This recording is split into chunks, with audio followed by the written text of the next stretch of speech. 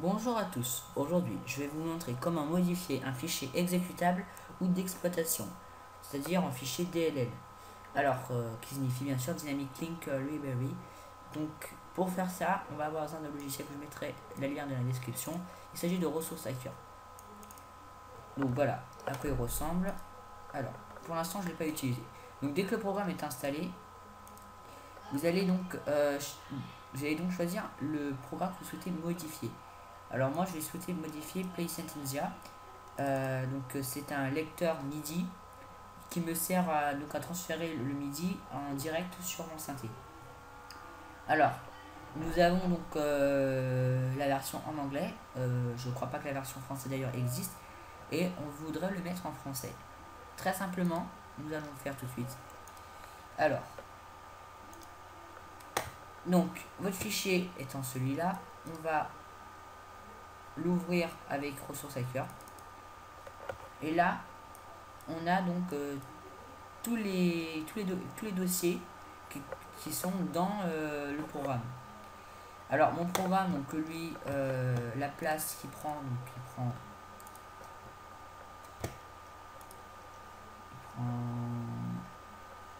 ça c'est pour le général. Il doit prendre vers 7 mots, un truc comme ça. Donc c'est un petit programme. Néanmoins, alors vous allez justement, maintenant je sais bien que j'en parle, vous allez avoir besoin aussi de Google Traduction. Sans faire exprès, j'ai ouvert Google.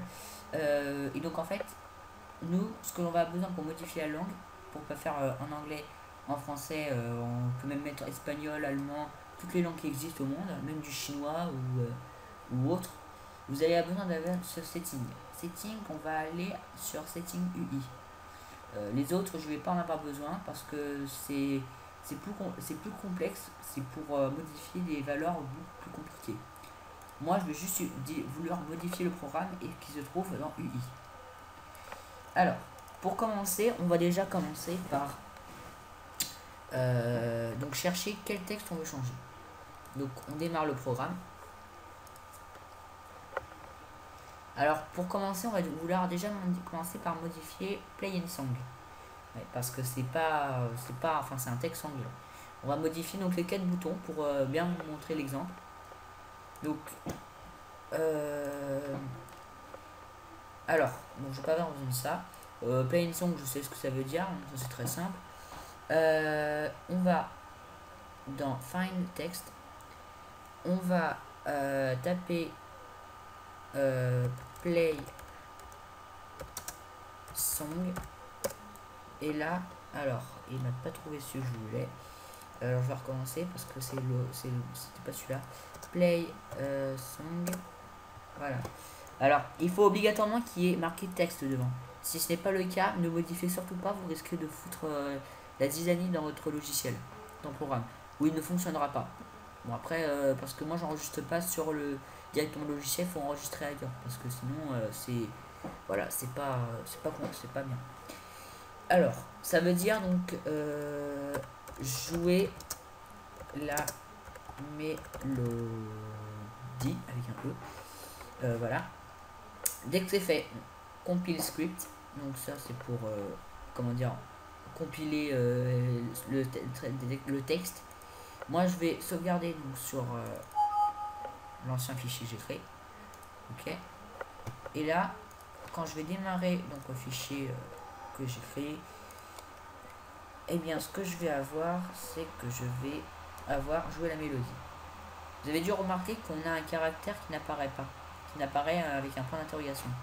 Alors ça c'est normal, c'est parce qu'en fait il va falloir modifier les caractères supportés. Le E avec un accent n'est pas supporté puisque en anglais le E accent n'existe pas. Donc pour faire ça, alors je sais plus tout à fait comment faire. Néanmoins, je sais que c'est possible, mais comme j'ai pas envie de gâcher du temps, et comme je sais même pas comment faire, je vais passer ça. Donc ce que je vous conseille tout simplement c'est de ne pas modifier. Alors, on va chercher le texte suivant. Alors pour mettre en entier, tout ce que vous avez à faire c'est chercher tous les textes et le translater. Alors, on a mis Play in Song, on va mettre maintenant Add More Features. Alors, on va chercher donc sur le logiciel, pareil, comme tout à l'heure. Find the text. Add feature, ça peut marcher quand même. Hein. Ah non, ça va marcher. Attendez, je vous c'est quoi déjà? Add more, voilà. Find text. Add more. Là, il doit rien trouver, voilà. Et donc il nous aura dit où est-ce qu'on devait aller. Et là, ce qu'on va faire, c'est qu'on va le, j'aurais dû le translater. Attendez, CTRL Z. Je vais copier et je vais le coller donc dans Google Traduction, qui va me le traduire par traduction. Non, c'est pas ça. Non, parce qu'en fait, ça charge beaucoup parce que là, je suis en train de télécharger un torrent, donc voilà, c'est pour ça. Ajouter des fonctionnalités, donc c'est ce que ça signifie. Alors, je vais donc le remettre. Ah, ça fait pas, j'ai ouvert un jeu. Bon, c'est pas grave. Voilà, alors attendez. Voilà, c'est un petit peu bugué, ouais.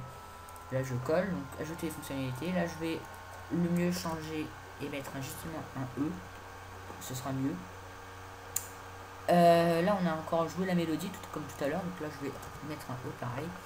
Je vais compiler le script et le sauvegarder dans News, enregistrer, oui.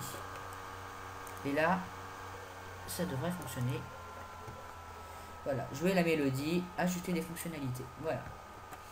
Voilà, c'était une petite vidéo qui permet de vous montrer comment modifier les logiciels.